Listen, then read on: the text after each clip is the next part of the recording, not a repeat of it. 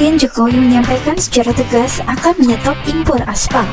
Hal tersebut dikarenakan potensi aspal yang ada di Kabupaten Buton, Provinsi Sulawesi Tenggara dinilai sangat besar, namun kegiatan produksinya tidak berjalan. Hal itu dikatakan Presiden Jokowi dalam keterangan kepada awak media di pabrik aspal PT Wika Bitumen Kabupaten Buton pada 27 September 2022 lalu. Sejalan dengan hal tersebut, Presiden meminta jajarannya agar pengelolaan aspal harus dikerjakan oleh Kabupaten Buton melalui berbagai skema kerjasama baik dari BUMN maupun pihak swasta. Jokowi mengatakan selama ini aspal alami yang dikeruk dari Buton kerap diekspor secara mentah. Tidak ada kegiatan industri hilir yang berjalan untuk mengolah mineral tersebut menjadi produk siap pakai. Padahal Kabupaten Buton memiliki potensi aspal yang sangat besar, yakni mencapai 662 juta ton. Namun ironisnya, 95% kebutuhan aspal di dalam negeri Indonesia justru didatangkan dari luar negeri. Hal itu disebut lantaran harga aspal impor dinilai jauh lebih murah. Presiden Jokowi pun berharap agar potensi besar tersebut dapat segera direalisasikan sehingga masyarakat akan mendapatkan manfaat dan Kabupaten Buton dapat hidup kembali sebagai industri penghasil aspal. Dengan begitu, nilai tambah ada di sini, pajak ada di sini, royalti ada di sini, dan pajak karyawan semua ada di sini. Sehingga diharapkan Buton hidup kembali sebagai industri penghasil aspal dan bukan tambang. Setelah aspal, pemerintah Indonesia juga menghentikan impor komoditas tambang lain seperti timah, boksit, tembaga.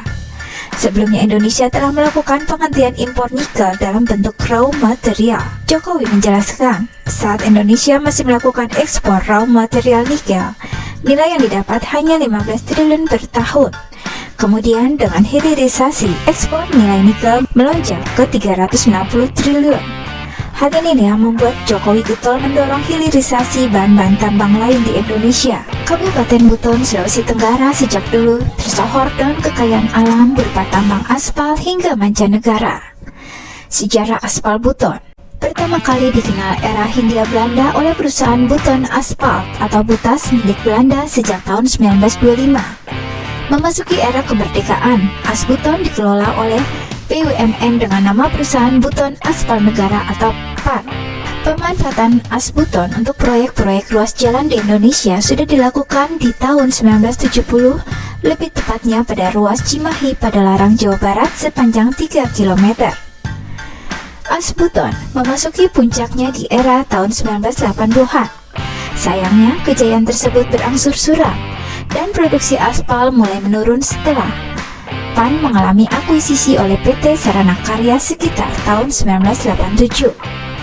Turunnya produksi As Buton disebabkan kurangnya pemanfaatan aspal alami yang dipergunakan untuk proyek pembangunan ruas jalan nasional, provinsi, serta kabupaten atau kota.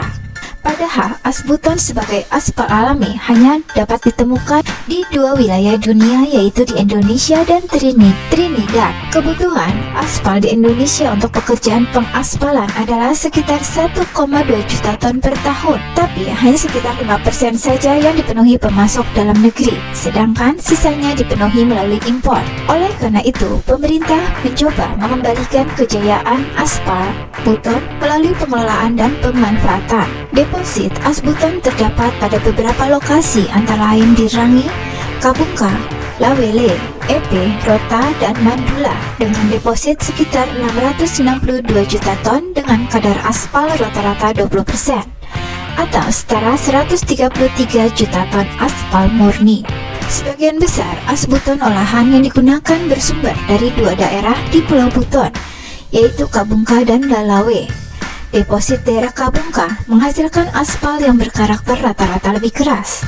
Deposit daerah Lawale menghasilkan aspal yang rata-rata lebih lunak. Sedangkan produk As Buton olahan yang dapat ditemukan di pasaran wilayah Indonesia hanya berjenis As Buton butir dan pracampuran.